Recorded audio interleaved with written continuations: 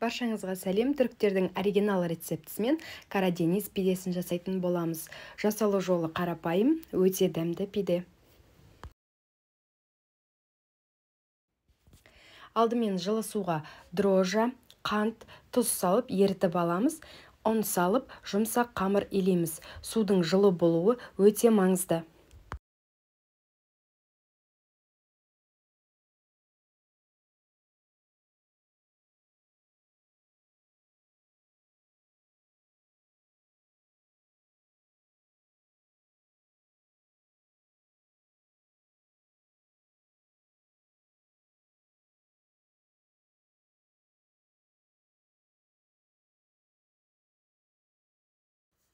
Ұнның барлығын бірден салып жібермеңіздер. 3 бөлікке бөліп, жұмсақ қамыр илеу қажет.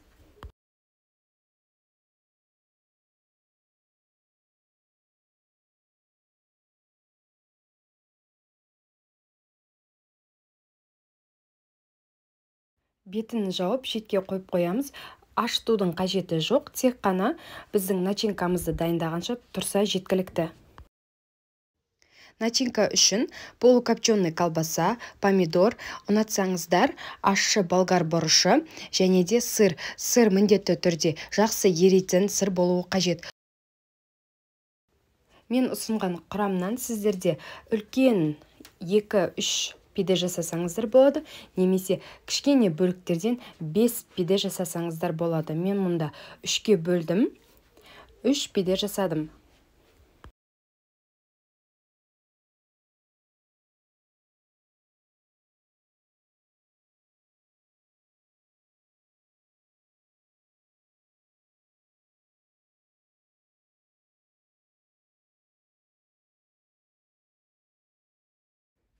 Қамырымыз өте жұқа етіп жайылуы қажет.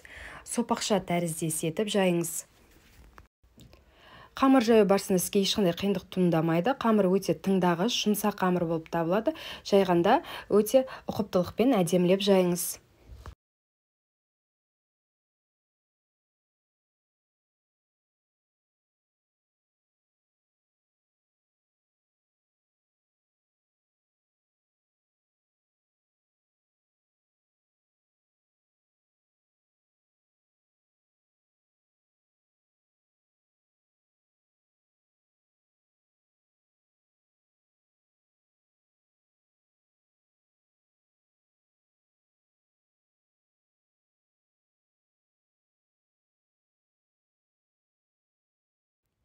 Міне мен жайып алдым. Ендігі кезекте начинканы қойып шығамыз. Ешқандай соус, ештеңе жақпаймыз.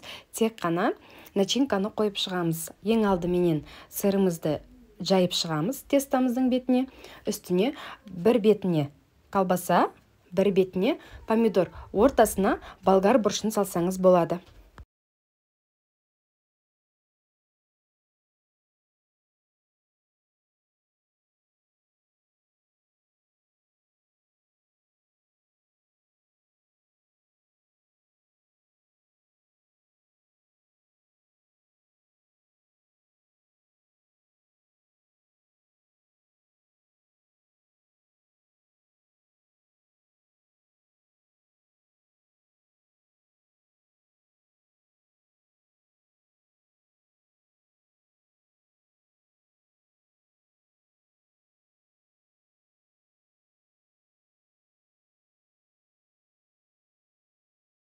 Начинкамызды салып болғаннан соң, қамырдың шетін кішкене қайырып шығамыз.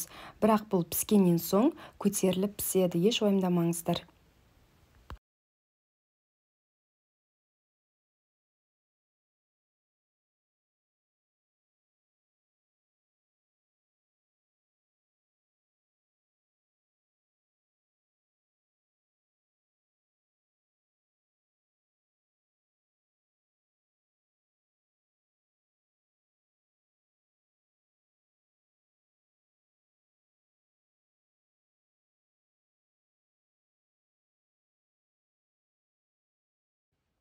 Және үстіне аздап сыр себеміз. Шетіне жұмыртқаның сарысын жақсақ болады, жақпасақ та әдемі шығады.